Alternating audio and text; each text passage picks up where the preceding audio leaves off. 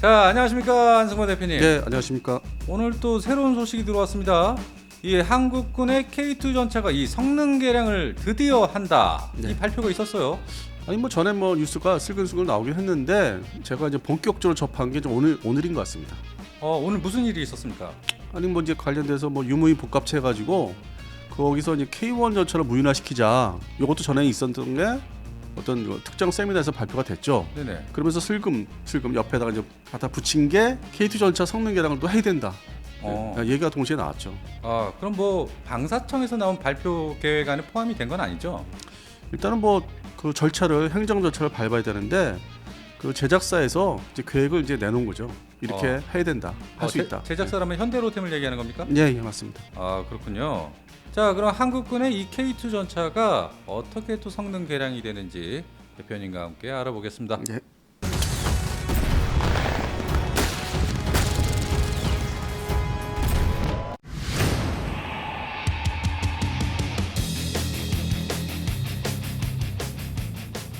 이 원래 이 성능 개량 사업이 진작부터 있어야 되는 거 아니었습니까? 그렇죠. 2014년 7월부터 이제 전력화 들어가기 시작했는데 벌써 그게 횟수로 10년이 됐죠. 야전 부대에 한 200여 대 배치돼 있고. 네네. 그러다 보니까 이 뭐 예를 들어 대표적으로 APS 능동 파괴 장치 같은 거는 원래 달기로 돼 있었는데 네. 결국 뭐 미뤄왔죠. 어, 그리고 이제 우크라이나 전쟁을 통해서 그게 상당히 중요한 장비 중에 하나로 이제 인식이 돼 있고. 네네. 그래서 차후에 전차 성능을 이제 K2 전차, 흡혈 전차를 성능 개선한다는 방향에 포함은 이제 시켜놨어요. 근데 이것도 이제 뭐 취사 선택 그 중에서 뭐 또 골라야 되니까 네네. 어떤 종류별로 어떤 부분을 개량을 하겠다. 이게 좀 나와 있는데 네. 제가 느끼는 거는 네. 완전한 그 개량 그 사업을 하겠다는 게 아니라 급한 거. 급한 그러면 거. 기존에 우리 대한민국 육군과 해병대에 사용하는 K1의 개량형 K1 E1 네. 그다음에 이제 K1 A2가 있지 않습니까? 네. 그 정도 수준인 것 같아요. 일단은 급한 대로. 그냥. 네, 그리고 현재 이게 이제 소요 제기가 된 수준이 네. 장기 소요 결정을 한 거예요. 그러니까 롱텀 빨리빨리 하겠다가 아니라 하나씩 살펴보고 이제 실천을 하겠다. 네. 그러면 이게 당장 현실적으로 우리가 와닿는 개량 사업을 하려면은 중기 전환을 해야 되거든요. 그 네. 절차, 행정 절차가 방사청에 예. 합참이나.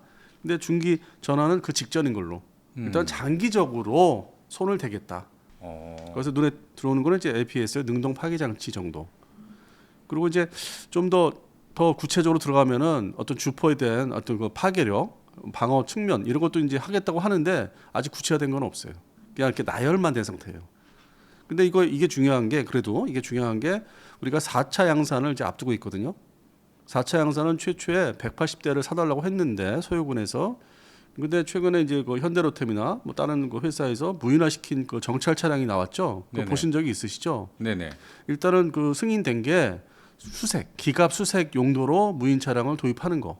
그래서 그게 이제 뭐 소량이다 보니까 그 소요를 이제 전차로 다 하려고 했다가 그 새로운 신형 장비가 있기 때문에 좀 줄였어요 소요를. 그래서 180대에서 지금 줄어든 게 164대 정도. 그 편제해서 나머지 그 대수는 기갑 수색은 무인 차량을 하겠다. 네. 소량 도입을 해보겠다. 예. 그래봤자 뭐 7기동군단에서 사용할 장비 같은데 그래서 현재 뭐 164대, 뭐 168대 그 사이로 왔다 갔다 하는 지금 그 대수는 나와 있어요. 4차 양산. 이거는 수출하고 상관없는 거죠. 네네. 그래서 그거를 이제 앞두고서 그러면은 그 4차 양산을 앞두고 그거를 개량한 거를 좀 받고 싶다. 그 신규 생산이니까. 네. 그리고 더불어 이제 그 신규 생산하면서 기존에 배치된 전차들도 흡혈 전차들도 개량을 해야 되지 않나. 근데 우선순위는 이제 신규 생산이겠죠. 근데 이게 또 어떤 전체 전력에 육군 전력에서 또 중요한 게 저번에 몇 번 말씀드린 구형 전차 M48A5가 네. 아직도 야전 부대에 배치돼 있는 거 비축 장비 말고요. 180여 대가 남아 있어요. 야전 부대에. 쓰고 있다고요? 네, 아주 사용하고 있는 거죠. 180여 대가 굴러다니고 훈련을 하고 있는 게. 예. 그래서 이게 180여 대를 그 숫자에 맞게 대체를 하려고 이제 소요 제기를 한 건데 근데 지금 뭐 수출에만 신경 쓰고 있다 보니까 네. 국내 지금 양산 배치를 과연 이걸 좀 중기 전환해서 좀 땡겨야 되는데 시간을. 근데 그거에 대한 예산 배정이 좀 어떻게 될지 모르겠어요. 그래서 제가 이렇게 말씀드리는 어떤 이유도 좀 하자. 원래 계획한 것 중에 이게 뭐 10여 년 전에 그때는 뭐 680대까지 생산을 하겠다고 하던 그 전차가 계속 줄어든 거잖아요. 네네. 그리고 이제 4차 양산 제일 핵심 중요한 4차 양산에서는 이제 164대나 168대 사이로 왔다 갔다 하고 있고. 그래서 그것조차도 지금 뭐 제때 착수를 안 하면은 그러면 바로 뭐 우리가 흔히 요즘 얘기하는 차기 전차, 뭐 K3 전차를 하겠다는 건지 네. 어떤 방향을 좀 명확하게 결정을 해줘야 되는 시기에 왔죠 현재. 더군다나 수출될 때 뭔가 좀 돈 좀 벌어들일 때 이럴 때 우리 또 착수를 해야 된다. 그 말씀을 이제 드리고자 이 내용을 지금 설명드리고 있는 겁니다.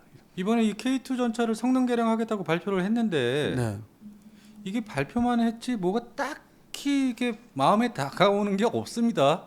그러니까 이제 뭐 앞에 서두에서 말씀드렸다시피 그 개량 내용들이 요소가 뭐 포수, 전차장, 뭐 조준경 개선, 네. 그다음에 포가 달린 포탑의 구동 장치 빨리 돌아가게 구동 장치 개선.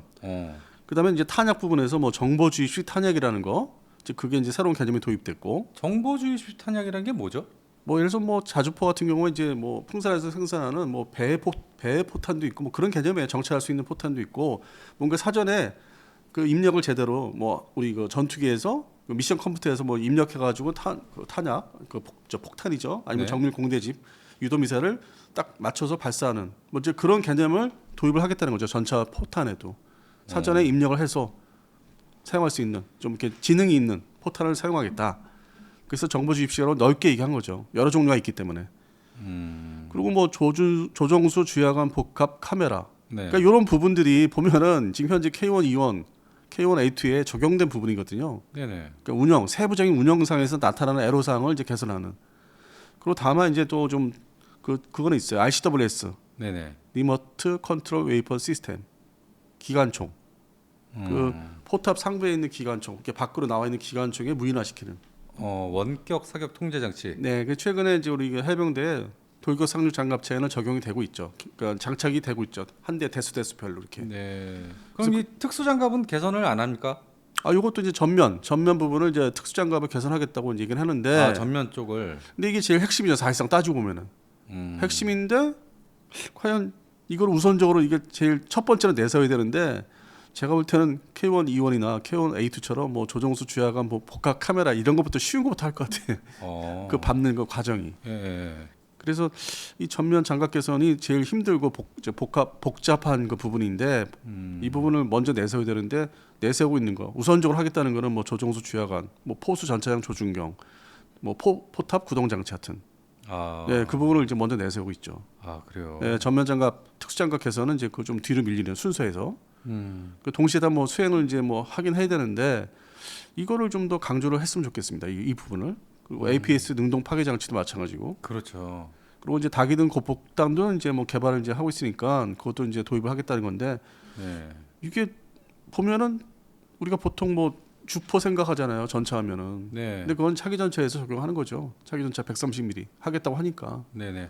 그래서 이 K2 전차가 또 이 브릿지 전력으로 지금 하려고 하는 건가 중간 전력으로 차기 전차를 앞두고서 시간을 벌기 위해서.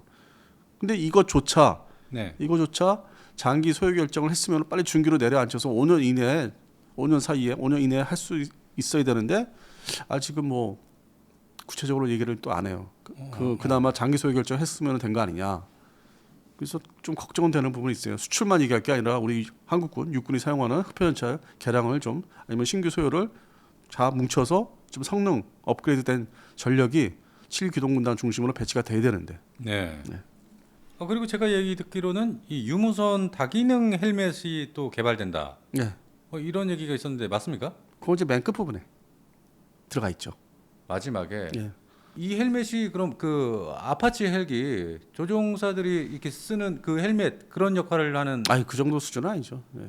그 정도는 아니죠. 예. 지금 뭐 이렇게 화면 계기판에 그 조종수 계기판이나 이렇게 화면 그 디스플레이 되는 내용들을 네네. 그거를 이제 뭐 여기서 통신할 때 그런 부분에서 좀 편리하게 뭐 조정을 해주기 위한 그런 좀 개선된 장비죠. 이 헬멧이 이 조종사가 고개를 돌리거나 할 때 포탑이 돌아간다든지. 그건 그 돈 많이 들어갈 텐데. 그런 거는 뭐 차세대 전차에서나 한번 기대를 해봐도 될까요? 우리 저 PD님께서 항공 무기 체계를 너무 많이 보신 것 같아요. 죄송합니다. 네, 전투기라든지 아파치 같은 그런 그 헬멧 연동된 그 미사일 그 사격할 때 발사할 때 그 근거리 미사일, 단거리 미사일 쏠 때 그걸 많이 보신 것 같아요. 그 내용을 적용하시고 싶은가 봐 전차에도. 아무래도 저희 남자들은 또 항상 이렇게 만화에서부터 시작해서 밀떡이 되지 않습니까? 근데 뭐 제가 일단 알기로는 그 유무선 다기능 헬멧이라는 게 그 정도의 아주 뭐 수준은 아닌 것 같습니다. 자, 그런데 여기서 또 제가 또 궁금한 게 있습니다. 네. 왜 해병대에는 이 새 전차를 주지 않고 항상 육군이 쓰다 남은 전차를 이렇게 갖다 주는 거죠?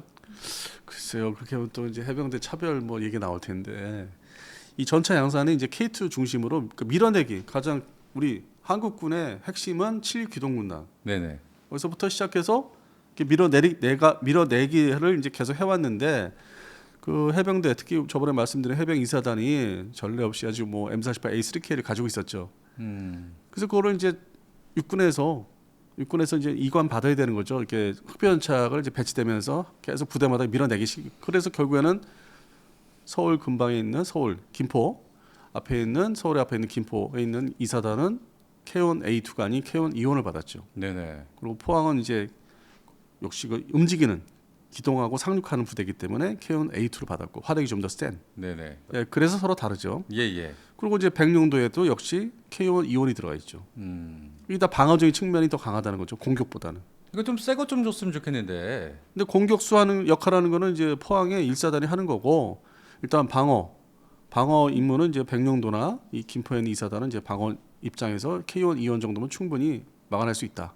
상륙해오는 전차. 네네. 그게 이제 뭐 수륙양용 북한에 이제 보유하고 있는 수륙양 전차가 우선이겠죠. 그 정도는 충분히 뭐 격파할 수 있기 때문에. 예, 그래서 이제 좀 차이가 있고 육군에서 이제 좀 이렇게 밀어내기식으로 받았죠. 그나마 K1A2가 그 동안에 큰 과제였어요. 해병대에서는 이걸 언제 받느냐 육군한테. 근데 이번에는 이제 받았죠. 아, 그러니까 제 말은 해병대도 좀 새 거를 좀 받아야 되는 거 아니냐. K2 전차가 이런. 근데 차량용 장갑차는 받았는데 동시에. 아이, 장갑차가 중요한 게 아니라. 그다음에 소형 전술 차량. 대표님, 그 얘기가 아니고 왜 해병대 새 거 안 주냐고요. 아, 그게 저기 잘못 얘기하면 논란의 여지가 많아요. 아, 좀 얘기 좀 해주세요. 저 그거를 이렇게 노골적으로 알아본 적 없어요. 그냥 그나마 이 정도만 해도 어디냐. 제 시간에 저 많이 기다렸거든. K1 A2하고 K1 E1이 해병대 전차로 바뀌기를 많이 기다렸는데 이게 이제 이번에 됐단 말이에요. 그럼 저는 이 정도만 돼도 충분하다. 아, 대표님도 그 부분을 아주 명확히 꼭 집어서 얘기하기 힘드신가 보네요. 아니 일단 앞에 서두에 말씀드린 대로 4차 양산 흑표에 4차 양산을 다 마무리된 상태에서 우리도 흑표 줘봐. 그건 그때 가서 할 얘기지. 육군도 지금 모자라는 흑표 전차인데. 그래서 육군도 모자르니까. 예, 하다못해 육군에 여러 기관 여단 있지 않습니까? 거기도 흑표가 들어가면 좋겠는데 지금 네. 모자르잖아요. 그동안에 파워팩 때문에 시간을 많이 날려먹었고. 예. 그리고 이제 또 천만다행히도 수출이 이제 터지니까 그걸 발파로 이제 4차 양산을 빨리 더 이끌어내야 되는데 본격화 시켜야 되는데 개량을 하면서 지금 말씀드린 개량을 하면서 네네. 뭐 안타깝지만 육군도 안 채워지는 전차를 해병대는 줄 수 없는 상황. 모자르니까 흑표가. 네. 모자르니까. 모자르니까. 아, 해병대 전우 여러분, 안타깝지만 그렇다고 합니다. 뭐 제 힘으로 어쩔 수 있는 게 아니라서요. 넘어가시죠. 네, 넘어가는 게 좋겠습니다. 예, 예. 그리고 뭐 내용을 좀 아시는 분들이 이제 댓글을 다시겠죠. 아, 그러니까요. 저는 근데 이 각군 간에 그런 거 가지고는 뭐 얘기 말씀드리기가 예. 참 그렇습니다. 네, 알겠습니다. 네, 여기까지 이 K2 전차 성능 개량에 대해서 알아봤는데요. 뭐 확실히 큰 이슈는 아니었지만 뭐 이 정도 이렇게 어떻게 돌아가고 있다, 이런 소식 정도는 저희 또 시청자분들 또 알 필요가 있으니까요. 뭐 사실상 10년 만에 실전 배치된 이래로 10년 만에 이제 뭐 구체적으로 어떤 부분에 손을 대겠다. 이거는 이제 우리가 파악을 할 수 있는 내용은 되고 있죠. 네네네. 저희는 또 이 다음 방송에서 중요한 이슈를 가지고 돌아올 테니까 예. 여러분 기다려 주시기 바랍니다. 자, 오늘도 말씀 주신 안승범 대표님, 그리고 저 소닉 PD였습니다. 여러분 감사합니다. 예, 감사합니다.